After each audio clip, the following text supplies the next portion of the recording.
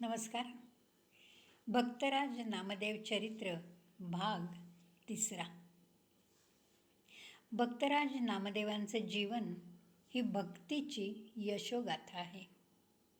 त्यांचं सगळं कुटुंब हळूहळू स्वतःला विसरून विठूची भक्ती करायला लागलं. भक्तीत विरघळून अभंग कीर्तनही करायला लागलं.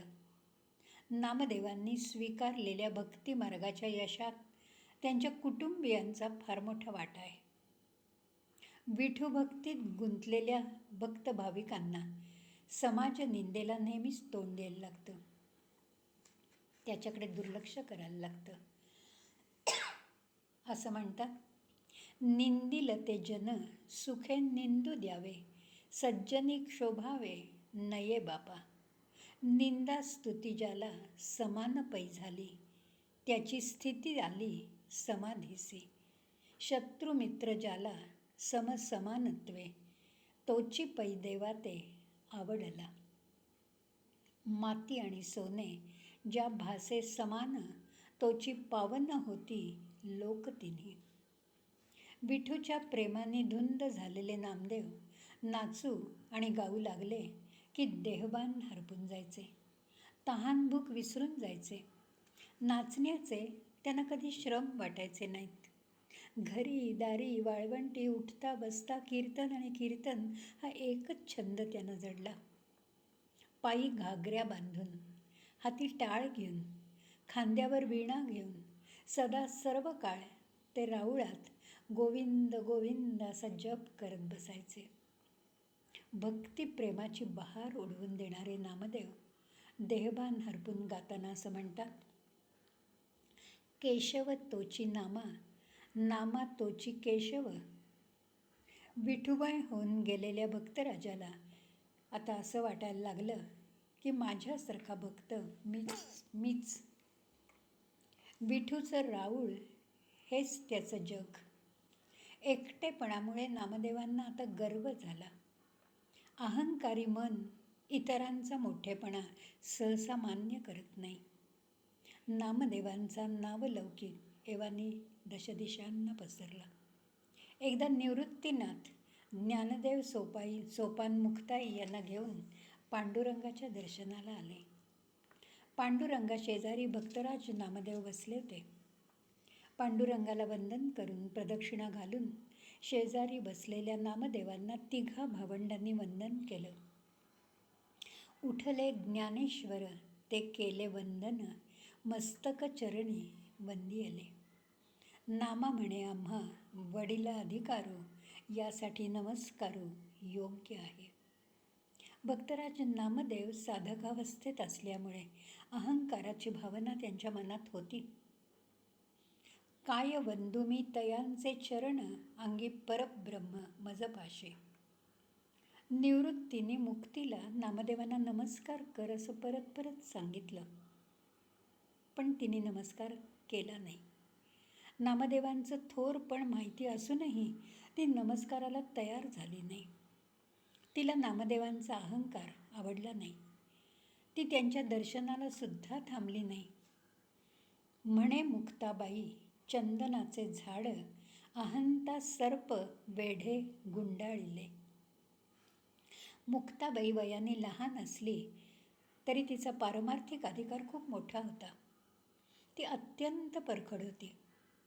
भक्त या नात्याचा अहंकार झाल्यामुळे आपल्या थोर भावंडांना नमस्कार न करणाऱ्या नामदेवांना ती असं म्हणाली, अखंड जयाला देवाचा शेजार, कारे अहंकार नाही गेला. मान अपमान वाढविसी हेवा, दास असता दिसा असता दिवा हाती घेसी. परब्रह्मासवे नित्य तुझा खेळ, आंधळ्या डोहाळे काबा झाले. कल्पतरू तळवटी नित्य तुझा खेळ, अद्यापि नरोटी राहिली का. आपल्या ज्ञानी भावंडांना नमस्कार न करणाऱ्या नामदेवांना नमस्कार करून त्यांच्या अहंकाराला खतपाणी घालणं तिला मुळीच मान्य नव्हतं. तिने नामदेवांचं गर्वहरण करण्याची प्रतिज्ञा केली. मुक्ताईने नामदेवांना अंतरीचा कोरा गुरुविण असं म्हटलं आणि नामदेव अत्यंत अस्वस्थ झाले. गुरुविण तुझं नव्हेची गा मोक्ष, होशील मुमुक्षु साधक तू, असं मुक्ताबाईंनी त्यांना बजावलं.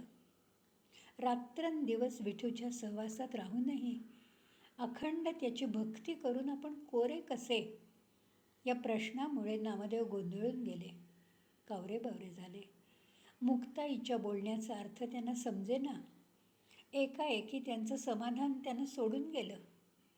विठूशिवाय त्यांना पोरकेपणा आला आणि ते मनोमन विठूचा धावा करायला लागले. राऊळात जमलेली सगळी संत मंडळी गोरोबा काकांकडे गेली. गोरोबांनी सगळ्यांचा यथायोग्य पाहुणचार केला. गोरोबा वयाने, अनुभवाने, ज्ञानाने ज्येष्ठ असल्यामुळे त्यांनी जमलेल्या सगळ्यांची पारख करायची असं एकमताने ठरलं. गोरोबांनी घट पक्का असल्याचं सांगितलं की त्याचं संतत्व शिक्कामोर्तब होईल असंही ठरलं. झालं. गोरोबांनी कुंभाराचं थापटणं हाती घेतलं आणि प्रत्येकाच्या डोक्यावर थापटायला सुरुवात केली. जेव्हा नामदेवांची पाळी आली, गोरोबांचं अनुभवाचं थापटणं नामदेवांच्या डोक्यावर चालणार तोच नामदेव संतापले. रागाने म्हणाले, ते अपमानित झाले आणि संतापाने गरजले, माझा पाहुणचार करायचं सोडून माझ्या डोक्यावर थापटणं मारता. रागावलेल्या नामदेवांना बघून सगळी संतमंडळी हसली.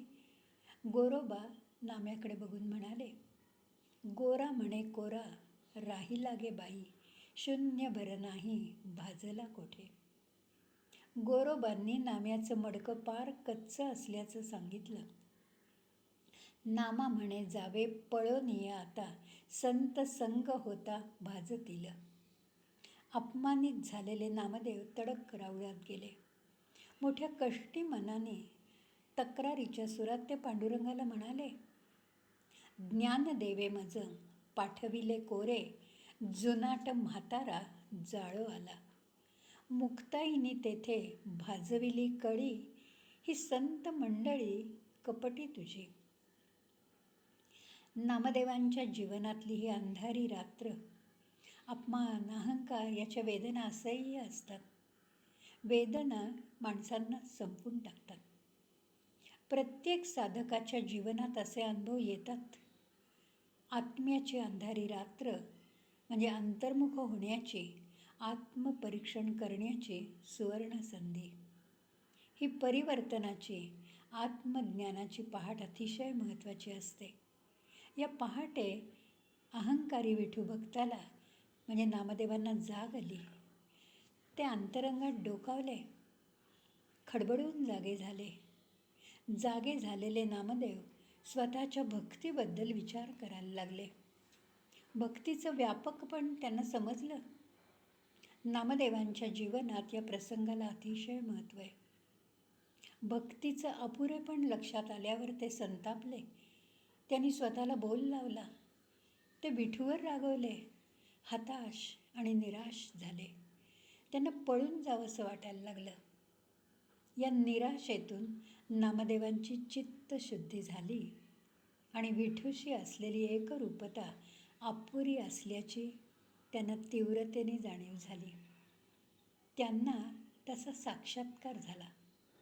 या अपुरेपणामुळे राग, लोभ, मान, अपमान या वासना नित्य डोकंवर काढतात.